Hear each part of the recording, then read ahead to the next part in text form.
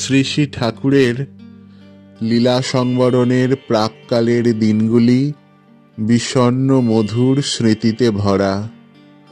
ডাক্তারেরা ভয় দেখাচ্ছেন অক্সিজেনের অভাব হলে ঠাকুরের প্রলাপোক্তি বলবার সম্ভাবনা রয়েছে। তাঁর স্বল্পাক্ষর অস্ফুট উক্তিগুলি শুনে আমরা প্রায়ই বুঝছি না কি বলছেন ঠাকুর। একদিন এক অদ্ভুত সংস্কৃত কথা বলছেন। কাছাকাছি যারা রয়েছেন তারা কেউ বুঝছেন না। একই সঙ্গে পাতঞ্জল যোগদর্শনের একটি প্রশ্ন জাগিয়েছেন। পরে দেখা গেল ওই বইটির 2য় অধ্যায়ের একটি সূত্র ঠাকুর বলছিলেন এবং সেজন্যই বইটি আনিয়েছিলেন। বলা বাহুল্য, ঠাকুর তখন প্রায় সর্বদাই মুদ্রিত নয়ন এবং গ্রন্থাদি পাঠ একেবারেই করছেন না।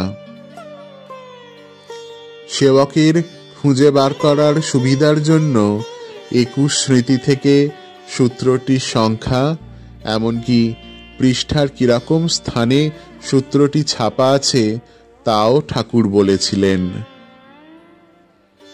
এই সময় তিনি কেবলই একটি রবীন্দ্রসঙ্গীতের কলি আপন মনে গাইতেন। প্রায় গাইতেন, তোমারও অসীমে প্রাণ মন লয়ে যত দূরে আমি ধাই। এতগুলি তার প্রিয় রবীন্দ্রগীতি থাকতে হঠাৎ এটি কেন? তখন তার উত্তর পাইনি। পরে তার মহাপ্রয়াণ লীলার পরিপ্রেক্ষিতে যখনই তার বিরহ ব্যথায় ম্লান হয়ে পড়ি, তখন গীতবিতান খুলে এই গানটির মর্ম বুঝতে পেরে চমকে উঠি। তিনি আমাদের প্রস্তুত করতে চেয়েছিলেন। ইঙ্গিতে কথা বলতে ভালোবাসতেন বলে প্রথম পংক্তিটি বলে বাকিটুকু উজ্জ রেখেছিলেন। পরের পংক্তিতেই রয়েছে, কোথাও দুঃখ, কোথাও মৃত্যু, কোথাও বিচ্ছেদ নাই। মনে পড়ে বারবার ঠাকুর বলতেন, যখন মন্দিরে আরতি করবি, গুরুদেবের বিগ্রহের ধূপটি ঘুরিয়ে একবার বাইরে এসে আকাশের দিকে চেয়ে মনে মনে বিশ্ব ছেয়ে যে গুরু রয়েছেন তার উদ্দেশ্যেও ধূপ দেখাবি।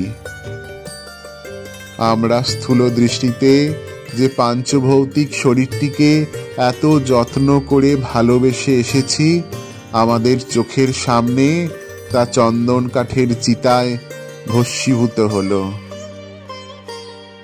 কিন্তু আমরা ভুলে যাচ্ছি যে গুরু লোপন ও বক্তব্য। গুরুদেব নেই এ কথা বলা অকর্তব্য, ভাবাও অকর্তব্য। স্পষ্টতই এই তিনি বলেছেন, এবার তিনি অন্তরে প্রবেশ করতে চান। আর কবিগুরুর এই সঙ্গীতটির মধ্যে দিয়ে তিনি শেখালেন, মৃত্যু সে ধরে মৃত্যুর রূপ, দুঃখ হয় হে দুঃখের কূপ, তোমা হতে যবে হইয়ে বিমুখ, আপনার পানে চাই।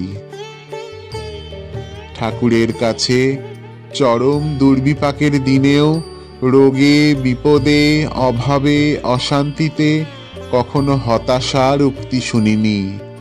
চরম রোগ যন্ত্রণাকে আহা ঠাকুরের কত কৃপা, রোগের ছলে বিশ্রাম দিয়ে কত লীলা চিন্তা করিয়ে নিচ্ছেন, এই কথা বলে স্বাগত জানাতে দেখেছি।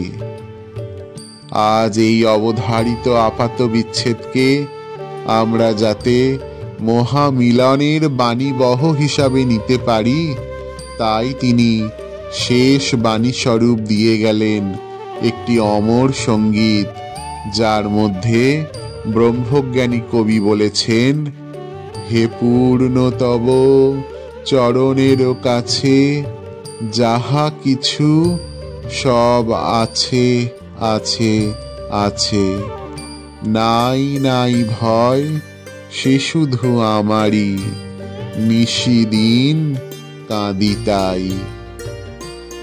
যিনি নিত্য শুদ্ধ, সৎ, চিত, আনন্দ স্বরূপ, তিনি নাই, এ চিন্তার ভ্রান্তি দূর করার জন্যই তার মহা ইঙ্গিত। লেখক কিঙ্কর অভয়ানন্দ, জয় গুরু পত্রিকা থেকে গৃহীত।